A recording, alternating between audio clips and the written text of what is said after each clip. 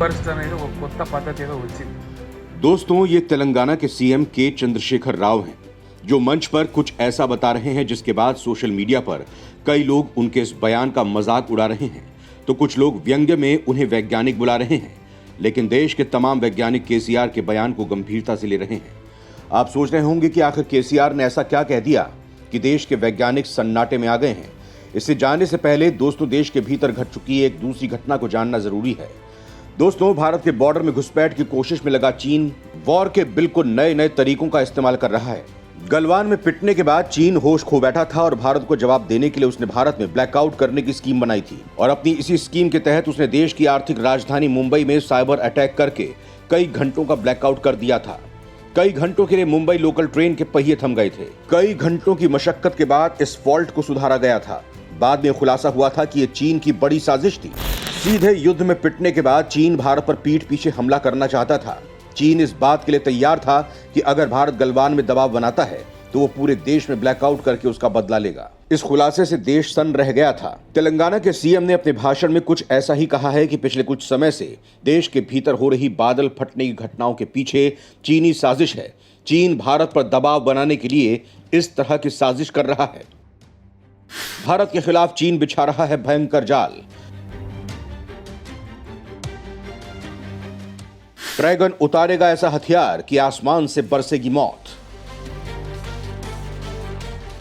तेलंगाना के CM KCR ने किया है देश को सावधान। दोस्तों, दुनिया जानती है कि भारतीय सीमा पर चालबाज चीन की पैनी नजर है। वो लद्दाख, अरुणाचल पर कब्जा करना चाहता है। इसके लिए वो लगातार साजिश रच रहा है। सीमा पर अपनी सैन्य ताकत को मजबूत कर रहा है। भारत के सीमावर्ती देशों को साध रहा है। समुद्र में अपना जाल फैला रहा है। लेकिन अब चीन जो करने जा रहा है वो डराने वाला है। भारतीय सीमाओं को तबाह करने की चीन की साजिश के बारे में अब जब आप सुनेंगे तो आपके रोंगटे खड़े हो जाएंगे, आपके होश उड़ जाएंगे और पैरों तले जमीन खिसक जाएगी। जी हाँ, ये सही है। चीन कुछ ऐसा करने की तैयारी कर रहा है कि अगर चीन अपने मंसूबे में कामयाब हो जाता है तो फिर जो होगा वो भयावह होगा, क्योंकि चीन के साथ इस अदृश्य युद्ध में भारतीय सीमा में रहने वाले गांव के गांव साफ हो जाएंगे, लाखों लोग मारे जाएंगे और हर तरफ बस तबाही ही तबाही होगी। ऐसा मंजर होगा जिसे देखकर आपकी रूह कांप जाएगी। दोस्तों, चीन की इस तैयारी से भारत भी पूरी तरह अनजान है। वो जमीन पर अपनी ताकत मजबूत कर रहा है, लेकिन जो खतरा उसके ऊपर आने वाला है वो जमीन से नहीं बल्कि आसमान से बरसेगा, और ऐसा बरसेगा कि प्रलय आ जाएगी। चीन ने धीरे धीरे इसका परीक्षण भी भारत के ऊपर शुरू कर दिया है, जिसका नतीजा भारत में मौत के तांडव के रूप में देखने को मिल रहा है। चाहे लद्दाख हो, उत्तराखंड हो या अमरनाथ, चीन धीरे धीरे करके अपनी तैयारियों को आंक रहा है और भारत इसे प्राकृतिक आपदा समझ रहा है। लेकिन तेलंगाना के सीएम ने अब इसे लेकर भारत सरकार की आंखें खोल दी हैं। अपनी शंका में उन्होंने चीन का पूरा कच्चा चिट्ठा खोल दिया है। उन्होंने जो कहा है, अगर वो सच है तो भारत को तत्काल सावधान हो जाना चाहिए, नहीं तो देर हो जाएगी और भारत की सारी जमीनी तैयारी धरी की धरी रह जाएगी, क्योंकि आसमानी आफत का उसे कोई इल्म भी नहीं है। लिहाजा अब उसे भी दुश्मन के इस हथियार को काटने के लिए कोई बड़ा धमाका करना होगा। इसके लिए उसे अपने वैज्ञानिकों को तैयार करना होगा, उन्हें चीन की गुप्त साजिश से अवगत करना होगा, क्योंकि चीन जो करने जा रहा है उसे हथियारों से नहीं, वैज्ञानिकों के तरीकों से ही मात दी जा सकती है। लिहाजा जमीनी ताकत के साथ ही भारत को अपनी आसमानी ताकत भी मजबूत करनी होगी, जिससे चीन को करारा जवाब दिया जा सके, उसकी कमर तोड़ी जा सके। मतलब कुछ बड़ा होने वाला है जिससे हम और आप अनजान हैं। दोस्तों, आज के इस वीडियो में मैं आपको जो बताने वाला हूं, एक हिंदुस्तानी होने के नाते उसे आपको जरूर देखना चाहिए, क्योंकि ये हर भारतीय के लिए चिंता का सबब है। तो चलिए शुरू करते हैं। क्या बादल फटने की घटनाओं को चीन दे रहा है अंजाम? किस तकनीक के जरिए चीन कर रहा है ये खेला? दोस्तों, भारत चीन सीमा पर अचानक बादल फटने की घटनाओं ने कई आशंकाओं को जन्म दिया है। भारत को यह सोचने पर मजबूर किया है कि कहीं यह चीन की साजिश तो नहीं है। क्या चीन इस अपरंपरागत उपकरण का इस्तेमाल इस क्षेत्र को खाली करने के लिए तो नहीं कर रहा? लद्दाख से लेकर अरुणाचल प्रदेश तक हम चीन के साथ विशाल सीमा साझा करते हैं और लेह शहर में बादल फटने से लेकर केदारनाथ नरसंहार तक, अरुणाचल सीएमएस हेलीकॉप्टर के दुर्घटनाग्रस्त होने से लेकर ब्रह्मपुत्र में बाढ़ तक की घटनाओं की श्रृंखला देखी गई।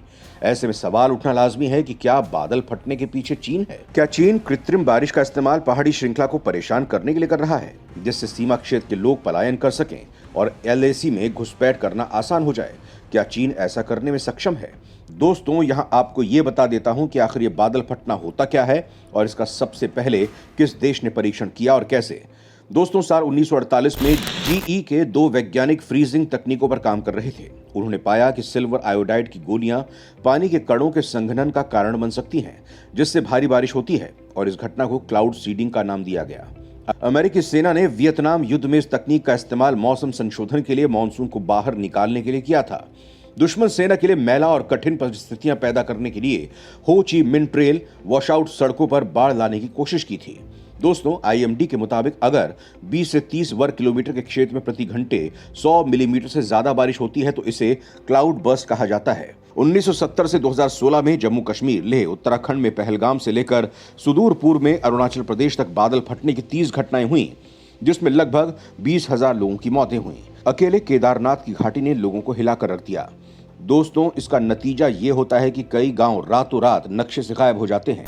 जब पहाड़ी के ऊपर घने बादल बनते हैं और पहाड़ियों के एक विशेष समूह में भारी बारिश शुरू होती है जो उसके नीचे एक घाटी बनाती है, तो संचित बारिश का पानी मिनटों में नदी का एक विशाल चेहरा बन जाता है, जिसे स्थानीय भाषा में जिबद या जीब कहते हैं। इस संचित पानी की शक्ति इतनी प्रचंड है कि यह कभी भी बचने के लिए 1 सेकंड का समय नहीं देती है। जो कुछ भी इसके रास्ते में आता है वो हमेशा के लिए मिटा देता है। दोस्तों लद्दाख, अरुणाचल प्रदेश, उत्तराखंड आदि में बादल फटने की घटनाएं पिछले 50-60 वर्षों में ही सुनी गईं। लिहाजा जहन में यह सवाल उठता है कि क्या विस्तारवादी चीन द्वारा इस हिमालय सीमा क्षेत्र को खाली करने की कोई व्यवस्थित योजना है? क्या ये साम्यवादी निरंकुश शासन के लिए युद्ध का एक गैर पारंपरिक उपकरण है? दोस्तों जैसा कि आप जानते हैं कि ये उबड़ खाबड़ क्षेत्रों को खाली करने के लिए बहुत प्रभावी उपकरण हो सकता है, क्योंकि यहाँ जीवन पहले से ही कठिन है और लोगों को शिक्षा, स्वास्थ्य और रसद को लेकर खासी परेशानियों का सामना करना पड़ता है।